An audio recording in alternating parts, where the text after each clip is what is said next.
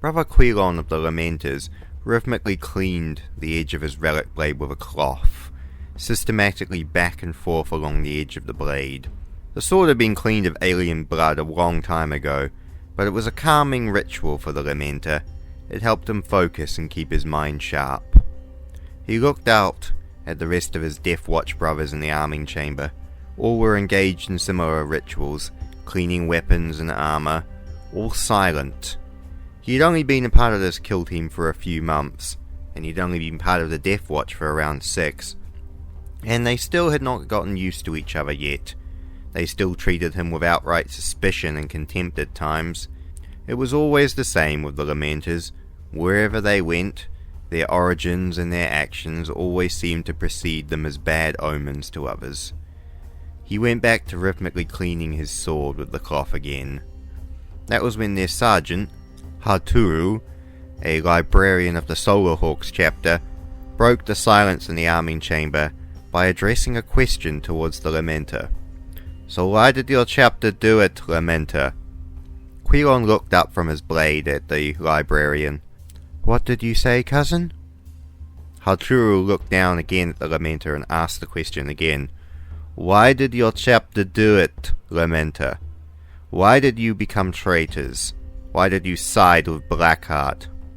Quilon sighed. That was all that was on anyone's minds and anyone's hearts. It was only now, after a few months working together, that someone finally decided to voice it directly. Quilon wasn't really interested in answering. They wouldn't understand. None of them would.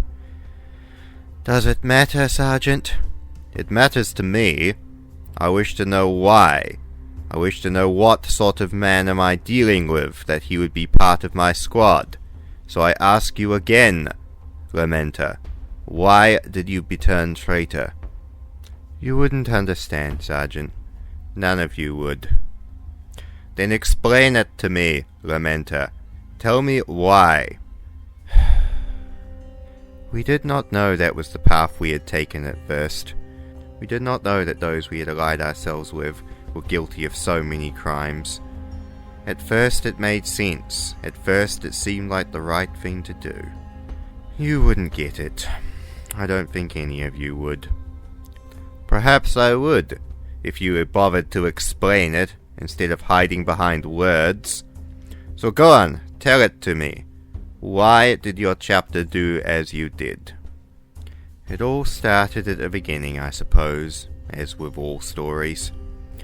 Our chapter was founded in interesting circumstances. "Cursed circumstances," said the Black Templar from the rear of the room, cleaning his chainsword, while half listening in to the conversation. "Yes, the cursed founding, they called it. Although we were not cursed. Our gene seed was pure, even more pure than our founders, apparently. But the damage was done. Guilt by association. Others in our founding were cursed, so we must have been cursed.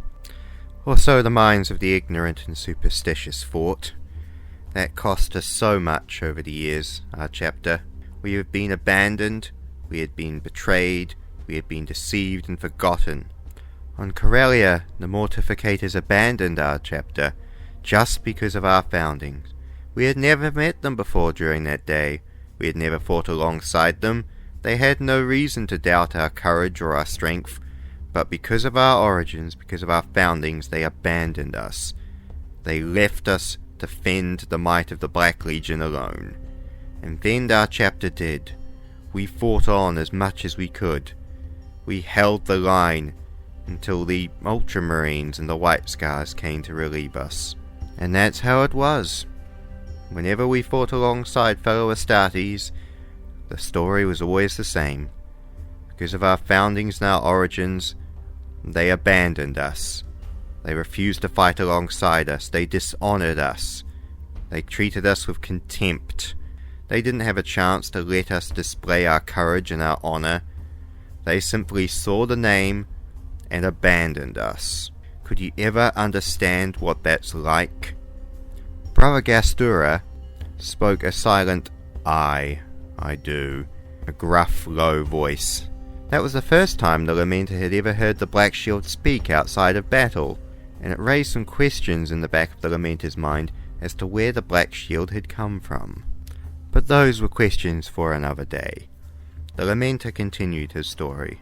So when the time came for us to be part of the Maelstrom Wardens, for us to join alongside the Mantis Warriors and the Astral Claws, the Black Templar in the corner spat upon the ground upon the mention of Huron Blackheart's former chapter. We expected to be treated with the same level of contempt and hatred as we had always done. But it was not so. In the Mantis Warriors and the Astral Claws we had found friends, honor brothers. They did not care about our founding or our origins. They treated us with respect. They treated us as warriors, as honor brothers. They traded weapons and equipment for us, for our chapter was always running low on such things. They trained alongside us, fought alongside us. We participated in exercises and honor duels together. We were brothers, and that was a bond we had never had before. Even with our founders, even with fellow successors of the Blood Angels, we never had that level of respect or brotherhood. So it was a worthy thing to protect. When Huron announced the secession, we believed it was just an act of protest, for the High Lords had always screwed over our chapter as best they could, and when we were defending the Maelstrom, we were always under-equipped and undersupplied, our requests for fellow Space Marine chapters or reinforcements always going unheralded by the High Lords of Terror. So, when the Astral Claws asked for our aid, how could we refuse them? They were our honor brothers, and their arguments, they swayed us, they made sense to us. The High Lords, the Inquisition, the Imperial nobility, they had always been hell-bent on messing over our chapter as best they could. They brung us dishonor, contempt and hatred, and yet here were our honor brothers standing with us, asking for our help, asking for a way for us to continue our duty, and showing our displeasure and defiance against all those who had wronged us. We were utterly taken in. Balthasar of the Genesis Marines spoke up from the corner now. All your story has shown so far is that your chapter has always been weak, has always been easily led by anyone who gives you kind words, and yet you dishonor the sons of Guilliman with your actions. The Scions of Ultramar have not forgotten your dishonor towards Marius Kelgar, your dishonor to the Ultramarines and to the 13th. The Lamenter didn't rise to the Genesis Marine's bait. He knew what the Genesis Marine was talking about. He simply answered this. What would be a greater insult to the sons of Guilliman? Refusing an honor, or taking an honor that was not truthfully earned? The Genesis Marine looked like he was about to argue, when the Black Templar silenced him. Silence, little Ultramarine. Let him speak. Little Ultramarine was the Black Templar's nickname for the Genesis Marine, and the Genesis Marine utterly hated it, although, from his limited experience with the Genesis Marines, Quilon agreed that it was an apt nickname, for the Genesis Marines were forever in the shadow of the Ultramarines, desperately trying to be exactly like their founders. The Lamenter carried on again. When the Mantis Warriors and the Firehawks had started the Badab War proper, we were drawn into it. We had sworn an oath to stand alongside the Astral Claws, and stand alongside them we did. We did not wish to fight fellow Astartes, so we did everything we could to avoid battle unless it was absolutely necessary. You say we dishonor the sons of Guilliman, Genesis Marine, but have you spoken to any of the Marines errant lately? When we were forced to fight against them, we gave them quarter. We fought to wound, not to kill. Every one of our shots was designed to injure, to damage or immobilize their ships and their Marines. We gave them every chance to retreat, to take their wounded and to go. We did not pursue them.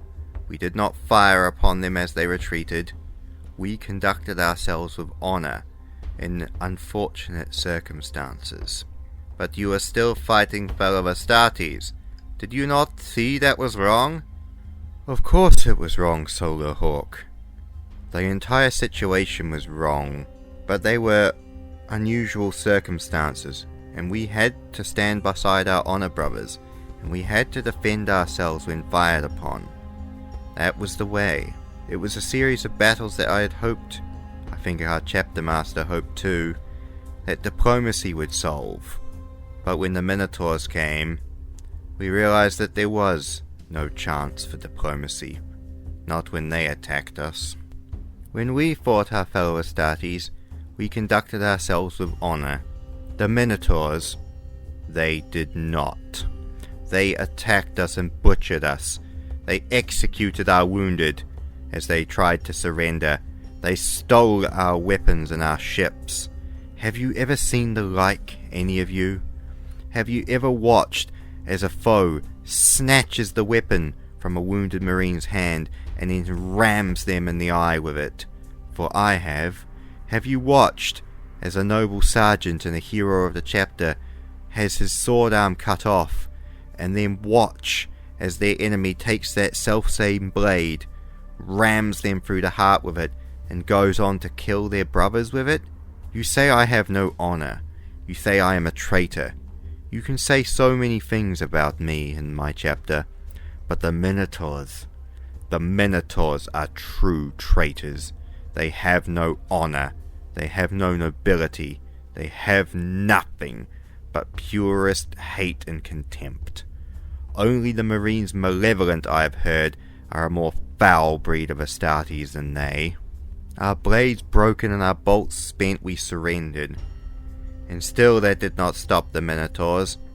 They executed the last of our wounded. They ransacked our armories and our ships. They stole whatever wasn't nailed down. The black pit of anger and hatred inside all members of the Blood Angels and their successors was threatening to boil up at the memory of the Minotaurs and their actions.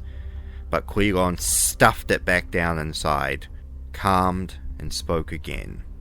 It was only later, while we were all in imprisonment, that we learned the truth, that we learned the true litany and the list of the Astral Claw's crimes, the theft and harvesting of gene seed from other chapters, the illegal recruitment, the defiances of the Codex, and finally, the corruption and the foul taint of chaos.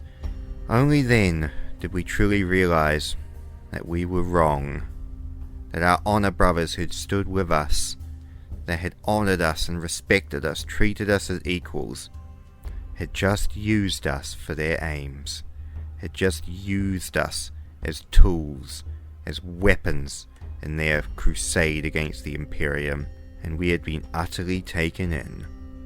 When we were told that we would be forced to undertake a penitent crusade to atone for our crimes, for we had not known truly what we were doing, many of us, myself included, actually accepted that was a worthy punishment for our failure to see what the Astral Claws truly were.